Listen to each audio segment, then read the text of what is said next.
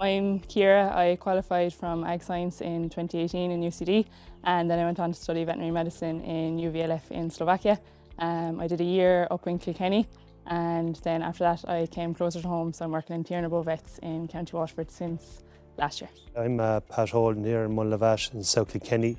We're milking cows and we're raising cattle to yearlings at this stage. We used to keep them on stronger, but with the stock and everything we had to reduce. And to be heavy enough country down around here, we wouldn't need too much rain any time of the year. The wet years hammer us. No 2 days are the same really, so you go in and you kind of don't know what's ahead of you, be it in large or small. And I suppose there's loads of different areas you can kind of specialise in as well, be it dentistry or reproduction or fertility or lameness. So I suppose the scope the job gives you, and it's not monotonous at all. Every day is different. Well, every day is something different.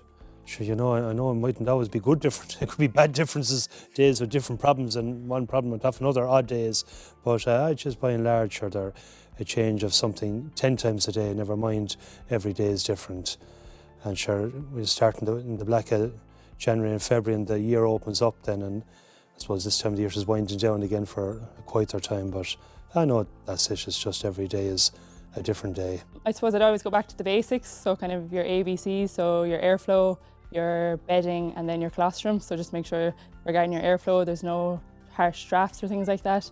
Bedding is warm, dry and clean, and then your colostrum that you're getting in those 3 to 4 litres in the first kind of 2 hours to give the calf a good start to life. Well, sure, calf health is underlying, and cow health following on to that, it'd be the biggest one. I know that goes without saying. We'll say when the calf is born healthy, to keep it going, that hopefully we'll say when things are going right, that they stay going right, and then we'll say veterinary or our own farmer involvement then when things don't go right, as fast as you can to try and get on top of problems when they will come, because they will come. I suppose kind of do the job in front of you. That's kind of the mantra I'd have, or motto I used to live by is, or I do live by, is slow is smooth and smooth is fast. So don't ever worry about the 101 jobs are ahead of you. Just do what's in front of you, especially during the spring when you could have sick calves or things like that. Just focus on the one that's in front of you, and once that's done, then move on to the next job. Try not to stress yourself out. Just to be on the money when you're, we'll say, walking through them, or not to be assuming that anything is right, even if a calf is taking milk or product on. And I know you get with experience that, geez, you'd have to be on the money if something like the ear is back or the eye is dull, that even when they appear fine, that you'd be going with a thermometer or moving as fast as you can to try and head the problem off before it gets too deeply enrooted in them. I suppose in work it's that pat on the back and a boot up the arse are only 6 inches apart. So that means kind of don't ever get complacent when things are going well, kind of keep on top of things, but also when things are going bad, that, you know, another call or two might turn for you and things could start going your way again. But yeah, don't ever get complacent in veterinary, definitely. Be careful who you take advice from. No, I know it's kind of a trick question, but yeah, I suppose you'll have plenty of people offering you advice, but I'd know not to let it get too much in on top of you when the problems are there and you think you're the only one, and like the vet will come in the yard if you thought the vet was with you every day, and they might be, and they come in, they'd always have a story of somebody that you'd know would be a top operator, and they're getting hammered with issues. But you'll pass over, it's like everything, I suppose. Maybe when you be younger you take things more to heart, but you get older, you just lay them off, especially if they're lost or something, you soldier on and keep going, and tomorrow will come as well. When I'm going between calls, I kind of like to listen to veterinary ones, so the Vet Space is a good one.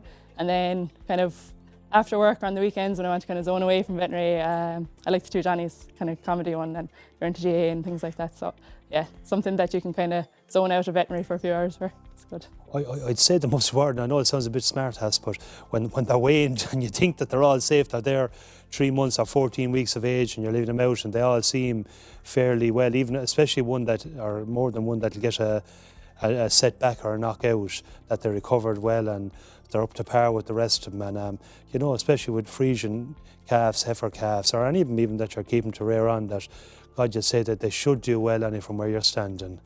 That's all that you look forward to see them going on to further healthy as they get older.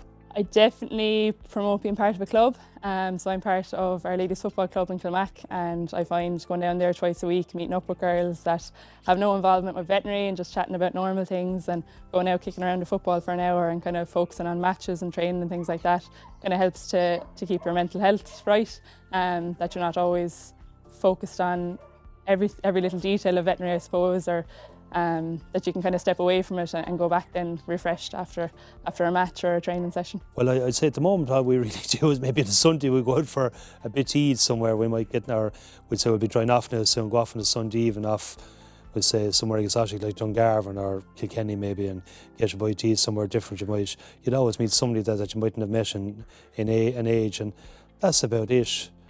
We'd say you get your week away or your few weekend away maybe, we'd say, and get a break from it all, and that's really it. This time of the year is grand and just quieting down, and you're not under as much pressure, and that's maybe just getting the few hours off on the Sunday afternoon, I'd say. So I suppose in the era we're coming into now with the antimicrobial resistance, they're going to play a huge role. Definitely we should probably be reaching more so for these kind of products than your Betamax and your Cinelax. I think they're going to play a huge role now down the line in kind of more preventative healthcare rather than treatment. So yeah, I definitely think they play an important role, and definitely in calf health anyway. You see a lot of farmers raving about it. You usually wouldn't have time to think. That's the biggest thing. I know, again, it might sound stupid, but you get going, you wind up in the spring and things are building, and then I don't know what you run on, but you keep going, you'd find that you would keep going, and I know it can be, we'll say, some even should be banjacks there, but usually after, we say, the first, I suppose, calving is so compact now that after 6 or 7 or 8, whatever amount of weeks you carry on, you might be running on empty, but then they'd a bit of a lull come on, you catch your breath again to go again. I was trying to think of a few of these ones for camera, but I had to go out calving before, and I was driving out to the farm and I met the farmers on the road going out, and there had been really heavy rain for 2 or 3 days, so they said, she's down in the field where you are, you won't be able to get out to her. So I see this JCB in front of him, and I was like, okay, are they bringing me down the JCB? No, we are going to ferry you over the ditch in the bucket of the JCB. So I had to get all my gear for the calving, stand into this bucket of a JCB and hold on for dear life as I was ferried across to the cow then. So yeah, I said, if any of my friends that aren't involved in veterinary saw me or passing, they'd get some laugh out of that now. I suppose the one thing maybe with the way we are now with nitrates and the water quality and all this, that farmers don't care.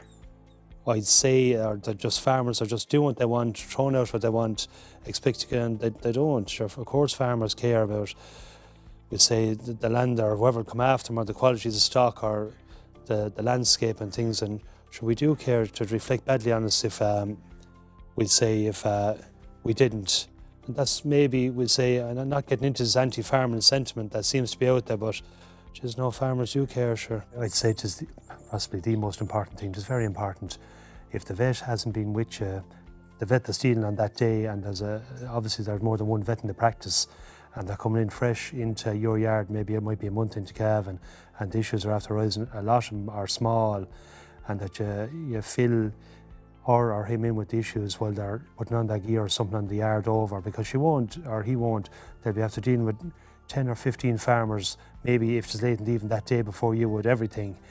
And just to bring them up to that they'll have a handle on before they go in the shed. And that to take it from there, we'll say, like, they're up the ladder 5 or 6 rungs without going in to just diagnose the problem. So I'd say it is very important. Yeah, I'd agree with Pat. So communication is kind of key. Number 1 for the welfare of the animal, number 2 for the welfare of the farmer as well.